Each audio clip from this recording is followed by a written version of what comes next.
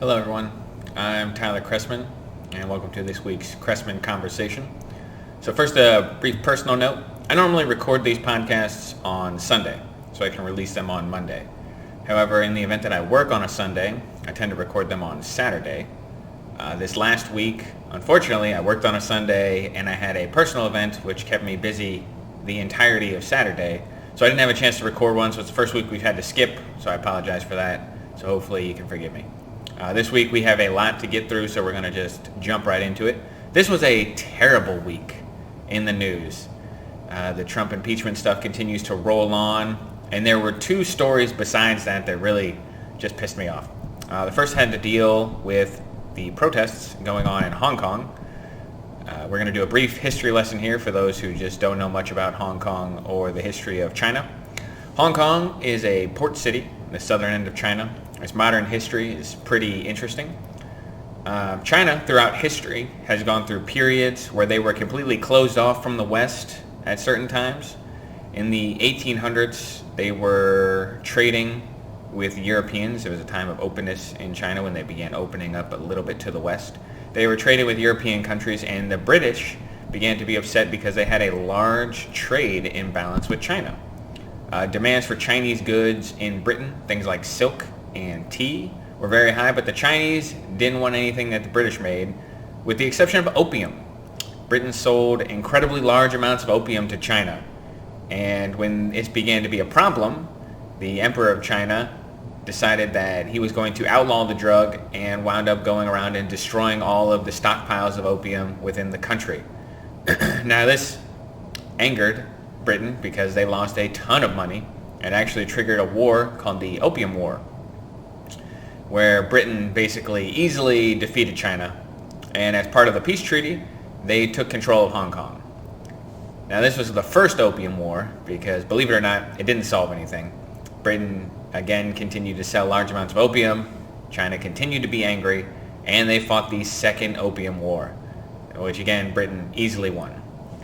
Now, Britain maintained control of Hong Kong, and in 1898 they were granted a 99-year lease, which allowed them to remain in control of Hong Kong until 1997.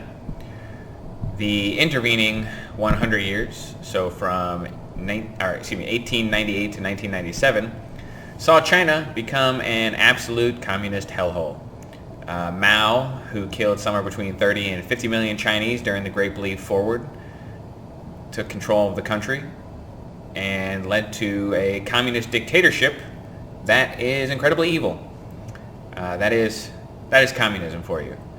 It has never been implemented in history without the deaths of millions of people. A side note, socialism, it's just communism light. It's pretty much just as evil, and you can quote me on that. So while China was becoming a communist dictatorship which killed millions of people, Hong Kong during that same period began to thrive. Thank you, capitalism. It is one of the most densely populated cities on the planet, and despite having a population smaller than New York City, it is the 10th largest exporter and the 9th largest importer in the world. It has one of the highest per capita incomes in the world. It has more skyscrapers than any other city in the world. Its residents have the longest life expectancy, and the UN Human Development Index ranks Hong Kong as the 7th highest in the world. So there's a little history. Hong Kong has always been a part of China, but it was under British control for basically the last 150 years until 1997. And then Hong Kong was reincorporated into China. So let's talk current events. Why are we talking about Hong Kong today? Well, when China took control of Hong Kong, when they took Hong Kong back into the country, it implemented this very strange system. Hong Kong basically kept their autonomy, but it was still under Chinese rule and a part of China. Hong Kong has its own government and governing system. It is effectively known as the one country, two system. Hong Kong is very westernized in their laws and governance, while China is again a one-party dictatorship not a great place. And needless to say, this system has just led to constant tension between Hong Kong and mainland China. So, current events. Back in April, a bill was introduced by Carrie Lam, who is basically the city leader in Hong Kong, which would allow extradition between mainland China and Hong Kong. Now, this bill was this bill was introduced because there's a man who supposedly murdered his girlfriend in Taiwan and then fled to Hong Kong. And because there's no legal extradition treaty between the two, he was basically able to escape prosecution. Now, to many people in Hong Kong, this seemed like a way of opening the door to the Chinese legal system, which would then be used to persecute people from Hong Kong. And in my opinion, my personal opinion, this fear seems totally justified. China is incredibly... Well, they're a dictatorship. They are incredibly ruthless about political opposition, which there is plenty of in Hong Kong. And if you open the door to if you break a law in China, well, there are a lot of laws in Hong Kong, or a lot of laws in China that don't exist in Hong Kong. Freedom of speech is much freer in Hong Kong, for example, than in China. And so if you allow people who break laws in mainland China, like freedom of speech laws, to be extradited to China, you're looking at a way to crack down on dissidents. So Carrie Lam, the city leader in Hong Kong, is not a good actor in the region. She is incredibly anti-democracy. She disqualified a number of pro-democracy people from government when she took power. And she has gone about shutting down political parties that have called for an independence of Hong Kong by threatening to try them for sedition. Many people seem to regard her as a puppet of Beijing, and I don't tend to disagree. It appears that she cares more for what's going on in mainland China than for the people she's supposed to represent in Hong Kong. So the bill that she introduced, this extradition bill, has been met with a massive wave of protests. There have been as many as 2 million people in the streets protesting this bill. Now, for reference, there are only 7 million residents in Hong Kong.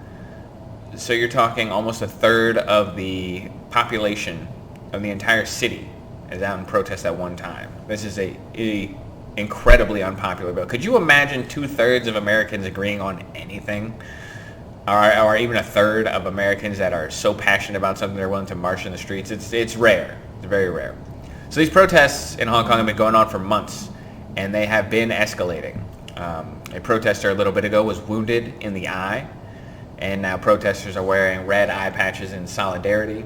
There's a protester who was just recently shot, and with the first live round that was fired.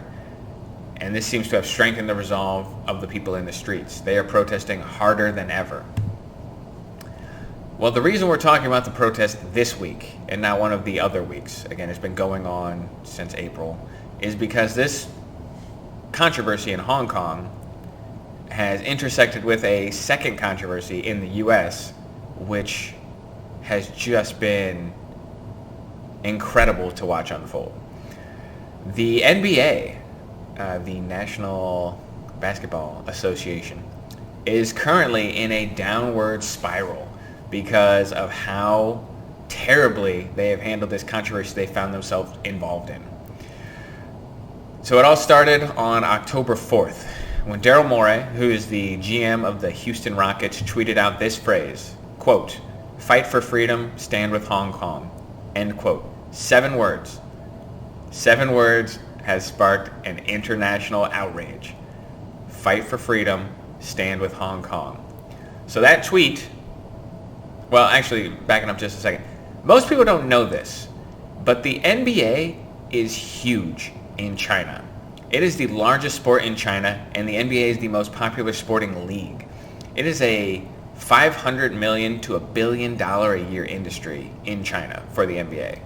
That market is huge. And this happens for a variety of reasons, but basically it came back from in the 90s. Very smart, what are they called? Very smart, the league owner, the commissioner, very smart commissioner, basically made a deal with the Chinese government to allow NBA games to be shown in China. They would pass through the censorship process, and then games were shown in China. And since the 70s, it's been a popular sport, but in the 90s, its popularity exploded because it was the only main sport that Chinese people could get past the censors in the country because of this deal made with the NBA. It's smart deal for the NBA to do that. Opened up a gigantic, the largest market in the world, really, second biggest economy in the world. So it is a very popular sport in China. Most people. Oh, and then with Yao Ming, when he was drafted, then its popularity just continued to grow and grow and grow. So within a day of Daryl Morey tweeting out, "Stand with Hong Kong," the Chinese government exploded. The Houston Rockets were banned from TV in China. Their merchandise was stripped out of all online stores. The G League games they were supposed to be playing in China were canceled. So never mind that the original controversy stemmed from Twitter, which is not even available in China because, again, they are a repressive communist regime. The Chinese government made it clear that they will not do business with anyone who does not fall lockstep in line with them. They came out hard against Daryl Morey and the NBA, saying that, again, a tweet is enough of a reason for them to just shut an entire 20-year relationship down. So the problem here lies in the response by both the league and the individual players in the NBA. It has actually been pretty satisfying to watch both sides of the aisle come down really hard and condemn the actions the NBA has taken in the past week and a half. It's been pretty nice to watch the unifying response about how bad they've handled this controversy. So the initial statement that the NBA released by Adam Silver gave this sort of mealy-mouthed, trying to please both sides type of statement. I'm just going to read it in full because it's not super long. So this is the original statement released by Adam Silver. Quote, "We recognize that the views expressed by Houston's Rocket GM Daryl Morey have deeply offended many of our friends and fans in China, which is regrettable. While Daryl has made it clear that this tweet does not represent the Rockets or the NBA, the values of the league supports individuals educating themselves and sharing their views on matters important to them. We have great respect for the history and culture of China and hope that sports and the NBA can be used as a unifying force to bridge cultural divides and bring people together." Okay, not great. Not a great statement. You can't claim to support freedom of speech and then put out a statement that basically kisses China's ass because they're offended. You don't get to have it both ways. You can distance yourself from the tweet without having to talk about how your deep respect for the history and culture of China, because again, China's a repressive regime that we don't have great respect for. There is a difference between saying, we apologize to our Chinese fans because the Chinese people are wonderful, and not talking about the Chinese government and saying they're wonderful, because they're not. Chinese people are great. Here we go.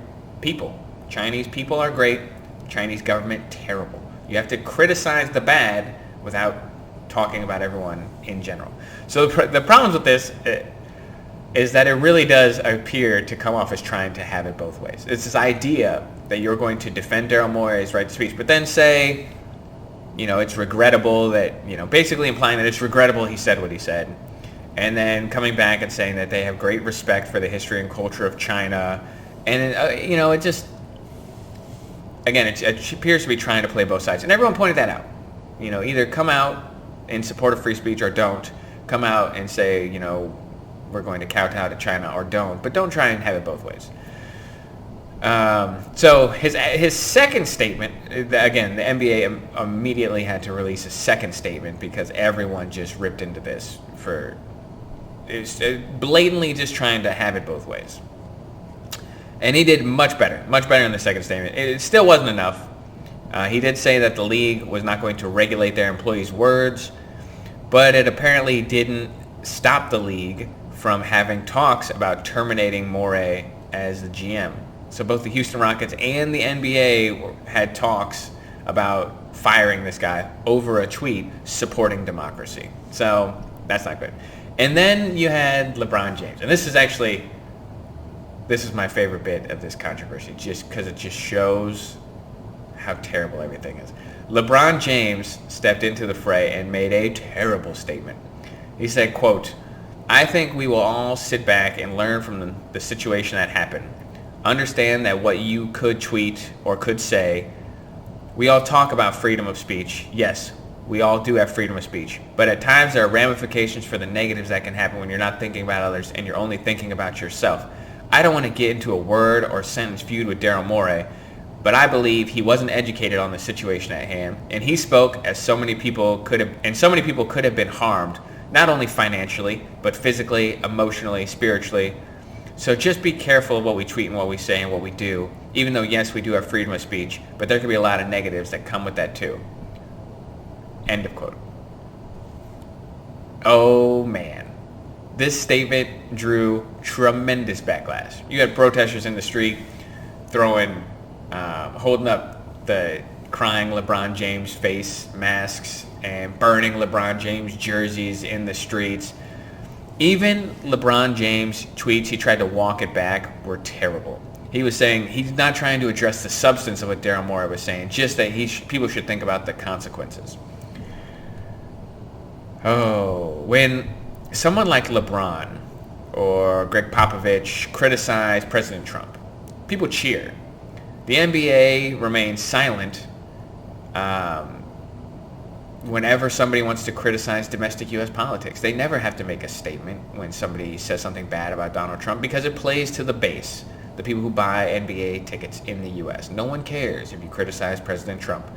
But the second that it comes to their pocketbook and they say, oh, we're going to lose our second biggest market, when freedom of speech actually comes into conflict with that, watch how fast these people run away. This has always been my problem, by the way, with corporations weighing in on politics. I don't care. I don't want corporations involved in politics, period, end of story. I don't care about your politics. And if you're a CEO of a business, the last thing you should do is weigh in on politics, because congratulations, you've alienated half of your market no matter which way you go. It's a terrible idea. You know, when Nike comes out with a campaign supporting Colin Kaepernick, it's because they know their market. And when they see sales rise, it justifies it. When Gillette tries the same thing with their toxic masculinity nonsensical ad and they see their sales plummet, you don't see any more from Gillette about that. They learned their lesson. They're not playing that game. As they shouldn't in the first place. It was a stupid ad that who asked for? What man shaving his face in the mirror wants to be talked about as to why masculinity is toxic? No one. It's nonsense.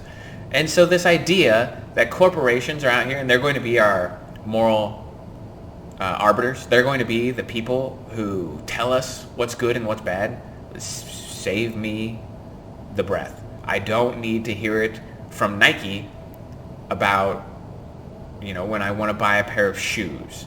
I don't need, if I went in there with $100 and bought a pair of sneakers, and then, they hand me a card that just says, here are our values, here are our politics. I say, why do I care? I want the shoes. I don't need a lecture from Nike while they use slave labor to manufacture sneakers in Malaysia. Okay? Forgive me if I don't think that they have the best interests of the world at heart. And it's like that with all, not just Nike. I'm just picking on them because they're such an obvious case. But it's like that with all of them. They don't care. The idea that a corporation is going to put their morals ahead of their profits is not true. It's just not true. When the sales fall, watch them run away. They're doing things because they think it will increase, because social capital is valuable right now. The idea that, to appear woke is going to earn you points with people who buy shoes.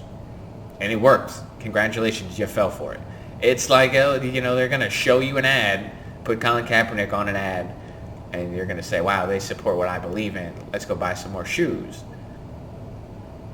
Guys, don't waste your time. Don't be manipulated by corporations. They don't care about you. And it's the same with the NBA. It's the same with the NBA. The NBA will do what it takes to make money until they're forced to do otherwise. They would have continued to toe the communist Chinese line. If the potential backlash in the U.S. wouldn't have cost them more money than offending the Chinese market. The Chinese market is the second largest market for the NBA. The U.S. is number one. And the people in the U.S. were so upset about this controversy that then the NBA walks it back and realizes that they can't offend the first biggest market to please the second biggest market. That's why the NBA is not firing Daryl Morey right now. That's why the NBA has come out in defense of freedom of speech, because they recognize that more people are offended by that than the other way around. Had it not been that way, had you flipped it around and more people were offended by the Chinese comment than by the lack of defense of freedom of speech, they would be towing the Chinese communist line. And that's not good. But that says a lot right there. It's not good. LeBron James, by the way, this is what bothers me about this. The hypocrisy of LeBron James is just on full display. It's blatant. This is a guy who does not hesitate to call the President of the United States a bum on Twitter. He says, "You're a bum" on Twitter to the President. No hesitation. But the second that someone tweets out something that affects his pocketbook, then he's like, well, maybe we should all just sit back and think before we tweet. He literally called the president a bum on Twitter, has no problem weighing in on politics when it comes to Black Lives Matter or, the problem that he sees with racism in the president's administration. No, and again, he should do that. He should do that. If you believe in something, please speak up for what you believe in. But don't then hide behind the fact that you're worried about the consequences of freedom of speech when somebody else says something because it negatively could affect you financially. It's telling that the first thing he says in that statement is he had no idea how this could affect people financially. And then he says, and physically and spiritually, or whatever the hell else he said. You know what's on his mind? It's his money. He's worried about the Chinese market offending, 1.5 billion people in China to what? To support 7 million people in Hong Kong? That's just weighing the scales. What is going to earn him more money? And he says Daryl Morey should have thought. He's not educated on the subject. This guy doesn't know Daryl Morey like that. He doesn't. He said he doesn't. He doesn't want to get into a feud with him. Daryl Morey might be the most educated person on the history of Hong Kong and China. We don't know. And even if he wasn't, he still has the right to voice an opinion. Because unlike China, we have access to Twitter. We can voice our opinions to the world, and you know what? There are consequences for freedom of speech. Daryl Morey learned that. The backlash against him by the NBA, by the players, by the people of China has been tremendous. No one's advocating for freedom from consequences. But you can't tell people to shut. I remember when Lauren Ingram told LeBron James to shut up and dribble and was lambasted by everyone. Called a racist, called a bigot. She said LeBron James, when he talks about politics, doesn't know what he's talking about. He should shut up and dribble. And everyone jumped down her throat and said, he's got a platform. He can do what he wants, this and that. LeBron James is doing the same thing. He told Daryl Morey to shut up and dribble. And everyone has come out against him. South Park took him down in brutal fashion. Just quoted him verbatim in an episode, just making fun of him. And South Park really is the best satire in the world. Just, they can't be beat. But that's what it is. It's just hypocrisy. It's just hypocrisy, and it's so blatant that it's laughable.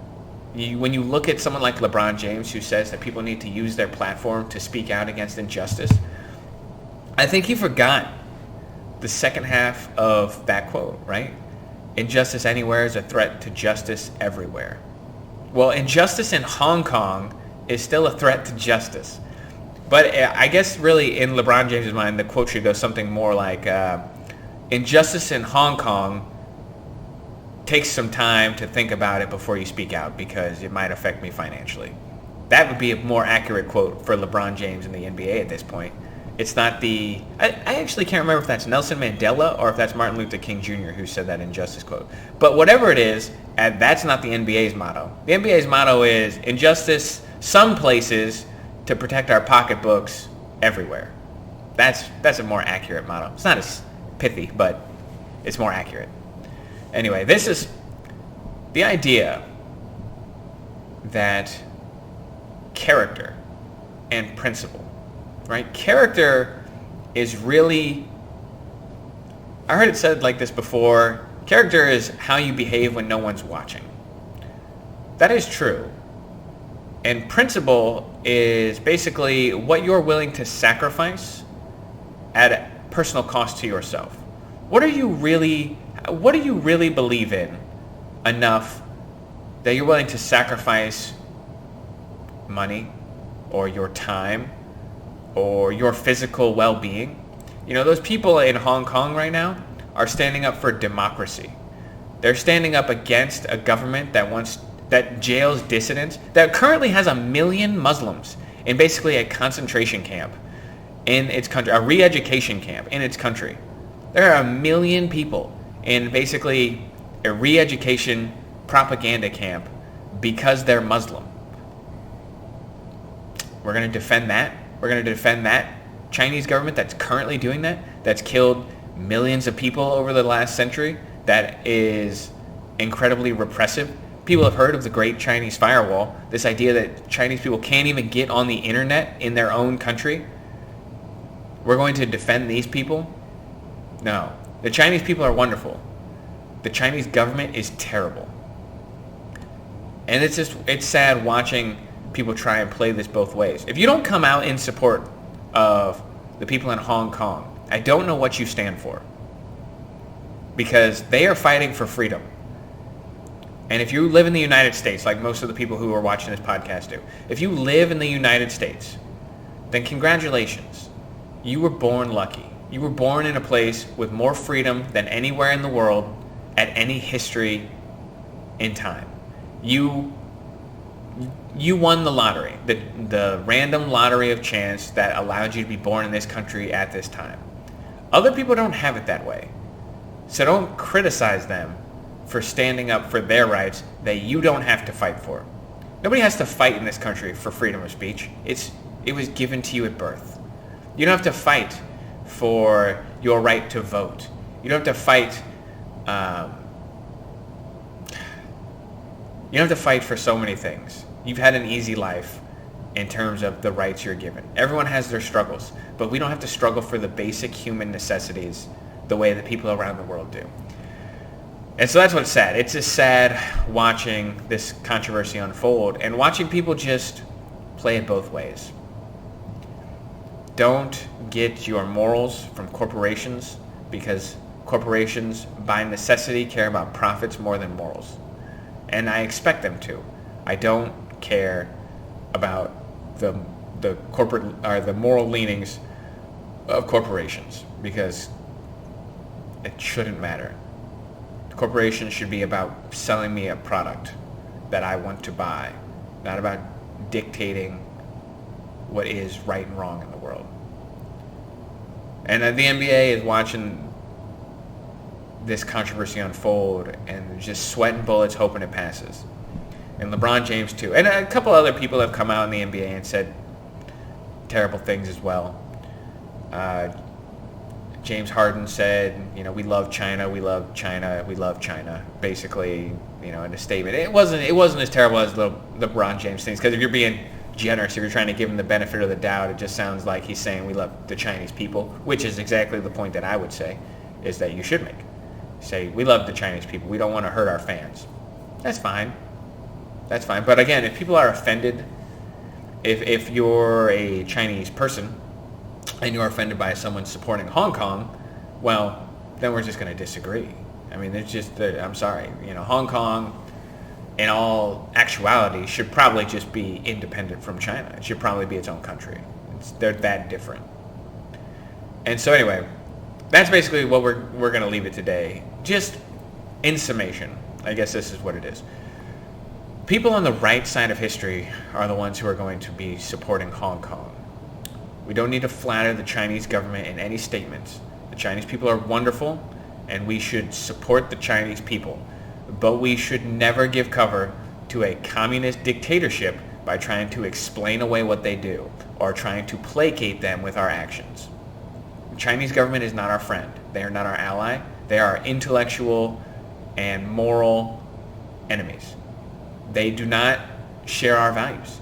They do not share our beliefs. and they are incredibly repressive. Again, millions of people have died under the Communist Party in China. Not good. So anyway, that's what we're going to leave that. Just get your morals from a place greater than corporate greed. Stand up for your principles. Stand up for your beliefs. And you really test yourself as a person when those beliefs require a sacrifice. And we're watching, hopefully LeBron James comes around and learns a little bit from this. Again, if you try and give him the benefit of the doubt, he could have just been trying to play nice on all sides. But there comes a point when you have to stand up for something.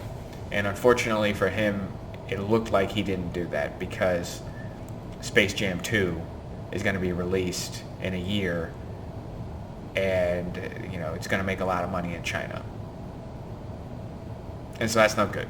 That's not a good look. This is a guy who everyone talks about as great and stands up for his causes. Well, stand up for the right causes. Democracy, freedom, liberty. Be against tyranny. And you can say that to the whole NBA. And good for Daryl Morey. He came out, he walked back the tweet, and he did the whole thing, the shuck and jive, and, hanging his head saying, "Oh, I'm sorry, I didn't realize." But you know what? Good for Daryl Morey for not resigning, for not backing down totally, for not walking back the fact that he believes what he believes. Hopefully the NBA gets it.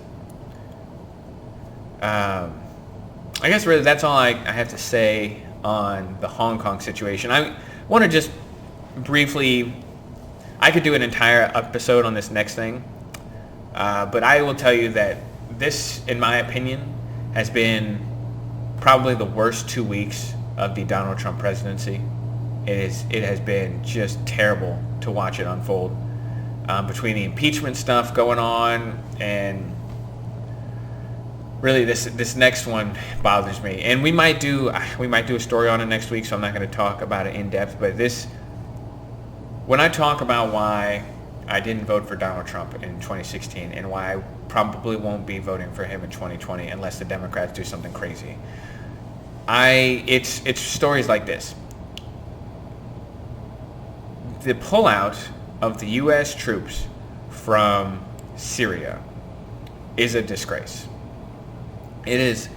This is when the lack of statesmanship and experience just show like he's got his cards facing out. There's no hiding it here. This was inept and not thought out at all.